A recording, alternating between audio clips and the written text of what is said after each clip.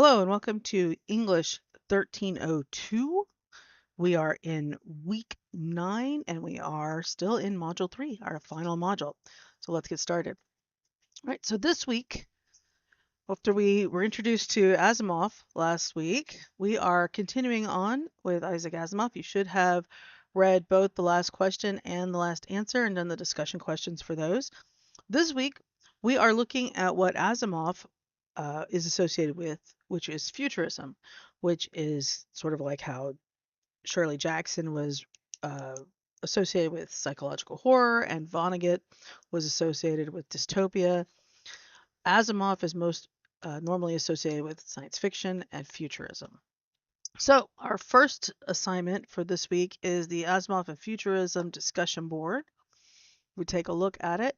You're going to be basically read through the instructions, but you're going to be taking a look at this article, which was written in 2019 or 2018, I'm sorry, and it was about the predictions that Asimov made in 1983 about what would be going on in the world of 2019. And it's kind of interesting to see where he was wrong and where he was right. And since all of you were alive in 2019, it should be interesting to you to see where somebody who about 2 decades before, so about, thought would be happening. So he makes some predictions here. It's actually a pretty interesting little article, but you're going to read through that and you're going to answer these two questions. So the first one is which of Asimov's 1983 predictions are you surprised came true? Did something surprise you that he was able to think about back in 1983 that would come true about 20, maybe 30 years later? And then the second part is take on the role of futurist and predict what is going to happen by 2030. Now, 2030 is just not that far away. It's only 4 years. So think about what you think we might see in 4 years that would be different or even possibly, I guess, a natural growth of what we already are seeing today. So that's our first discussion question, discussion board. I think it's actually kind of interesting. Make sure that you submit your first post by the 29th and the second one by the 1st. The second responses by the 1st, and you're good to go on that. Then secondly, we have the compare and contrast, which just like the Vonnegut one, it's asking you 3 different questions regarding the stories. So be sure to answer those to the best of your ability. Remember that not to just answer your classmates' post with, "Oh, I agree," or something short. Trying to give some thought to it. I know we're almost done, and this will be the last time we have to do this. So, but there you go. Again, this one, the initial post is due. Let's see. The initial post is due on the 29th, and the 2 replies is due on the 1st. Now, the bigger thing that we have going on this week is the research report number 3 peer review. And that, of course, is due on the 31st. Your rough draft is due on the 31st. And you need to review someone else's rough draft by the 1st. Okay, so we did a lot better on the second peer review than we did on the first peer review. Hopefully, we will continue that progress on the 3rd and it'll be even better. So make sure that you, after you have uploaded your rough draft, if there are no other rough drafts to review, that you go back before the 1st and try to find somebody's to review, because everybody's rough draft is due the day before. We should be putting it up in time for somebody to go back and take a look at it the next day. All right, so since I can't remember if we went over the instructions for the 3rd paper last week, we're going to go over it briefly this week. So here are the instructions for the 3rd paper, important for you to know for your peer review, for your rough draft.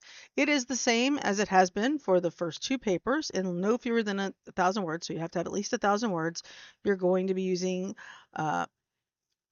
both, it says both or one. You can focus on one or the other, the last question or the last answer, to answer one of the prompts. The prompts are First one is, what do Asimov's stories suggest about humanity's desire to control the universe through science, technology, or even death? And what are the dangers or limitations of that desire in real world contexts?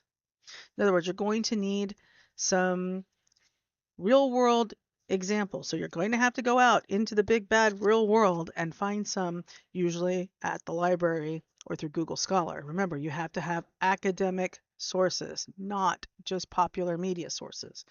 All right. So some ideas to help you consider your argument or develop your argument are, how do humans interact with intelligence, whether it's natural or artificial, in both stories? What does each story suggest about the limits of human understanding or power, even with advanced tools? In what ways do our current technological pursuits reflect or contradict the warnings in Asimov's work? And how might our drive to automate, optimize, or transcend death shift over the next 5 to 10 years? And what are the potential human costs? So, you might want to explore connections to modern technologies like AI, machine learning, quantum computing, life extension. Those are actually some really interesting ones.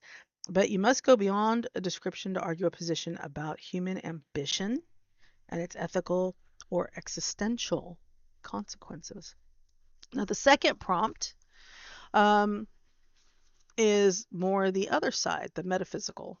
Well, not the metaphysical, but the supernatural, we'll say. So, what concept of God or divine intelligence does Asimov explore in these stories? And how does that concept challenge or echo religious or philosophical understandings of immortality, purpose, and the afterlife? So, Asimov, as you know, or you may not know from last week, Asimov was what he called himself a humanist. He did not, I mean, he would say he was an atheist if pressed on it, but he called himself a humanist, meaning he believed in the power of humanity more than any other supernatural anything. So, based on knowing that, he did write an awful lot about God and the ideas of the afterlife and religion and faith. So, knowing that, uh, and what he wrote about in, say, like the last answer, and even how he ended the last question, you might want to consider some of the things about, is he critiquing religious belief, reimagining it, or creating a scientific mythology? What do the characters learn or fail to learn about their place in the universe? How do the two godlike figures, Multivac and the voice, differ in power, personality, and intent? And how do real world thinkers, philosophers, theologians, and scientists talk about similar ideas? In other words, eternal recurrence, technological immortality, intelligence design. Technological immortality is the idea that we can download our memories into a, basically giant cloud system and live on forever and that kind of thing. So, again, you need to take a look at real world information. There's a lot of this out there. So some interesting topics. You should have no problem finding some academic information. You're certainly going to find popular media, but you shouldn't have any problem finding academic sources for this either. So there you go. Now, one thing with this particular paper, you can choose your format. You can use either MLA or APA, whichever one you prefer, but don't mix them. It has to be one or the other, and once you have committed to one, you must fully commit. So if you choose MLA, that's fine. That's what we've usually been writing in. If you choose APA, remember, I'm going to ask you to write a um, the short summary at the beginning, which has now completely lost what that was called, the abstract. There we go. I'm going to ask you to write an abstract, just a short abstract. It's, like I said, it's a very good practice, especially for anybody who will be using APA in the future, because while APA actual formatting, since they changed a few years ago, they changed the edition. They no longer require students to write an abstract. There are going to be some professors out there in the world who will still require you to write an abstract. So it's just a good practice to get into. And it could never hurt to be able to summarize your own work and talk about what you're talking about there. So APA or MLA, your choice. Just make sure you continue to use the correct one.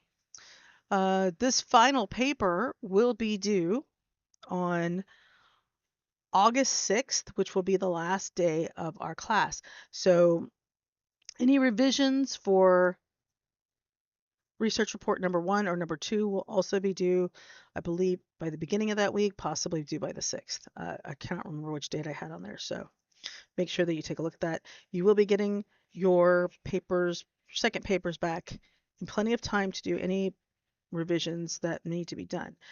If you have any other questions about anything that's going on, please email me. But that's what we've got going on the week. We're in the final stretch of the class, y'all.